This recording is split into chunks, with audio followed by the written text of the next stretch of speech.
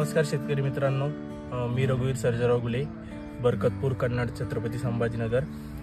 हा आपल्या कारल्याचा प्लॉट आहे.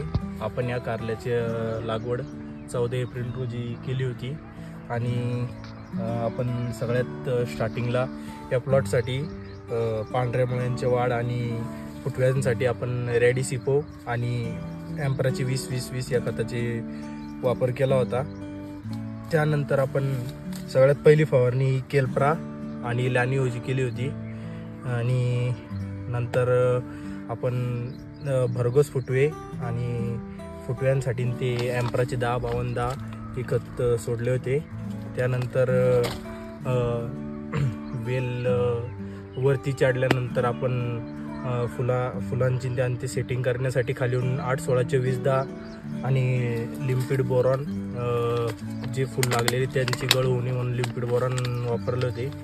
त्यानंतर आपण नंतरच्या याच्यासाठी स्प्रेमधनं आपण डिनोमॅक्स हे खत घेतले होते. त्याने आपल्याला भरघोस असे फुलधारणा आणि फळधारणा झाली, आपण बघू शकता. आणि आपण अल्टरनेटिव्ह फवारणीमध्ये डिनोमॅक्सचा प्रयोग करत असतो. आणि सध्या आपण माल पोहोचण्यासाठी 3-37-37 या खताचा वापर केला आहे. तरी आपण बघू शकता पूर्ण प्लॉट एकदम फ्रेश, एकही पानावरती आपल्याला डाउनी मिल्ड वगैरे नाही. आणि आपण यानंतर कारल्याच्या साईज बनासाठी आपण 40-45 या खताचा वापर केलेला आहे आणि आपण एम्पराचे खतं वापरून समाधानी आहोत आणि आपल्याला या प्लॉट करून भरघोस उत्पन्न मिळेल.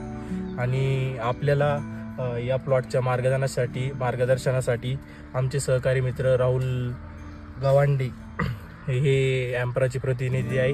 त्यांचं मार्गदर्शन वेळोवेळी मिळत राहिले म्हणून आपला प्लॉट हा भरघोस उत्पादन देत आहे. आणि आतापर्यंत आपण या प्लॉटचा जवळपास 45 क्विंटल माल तोडला आहे आणि यापुढेही आपले 10 क्विंटलचे 4-5व्या दिवशी असे 10-15 तोडी तरी आरामात निघेल. धन्यवाद.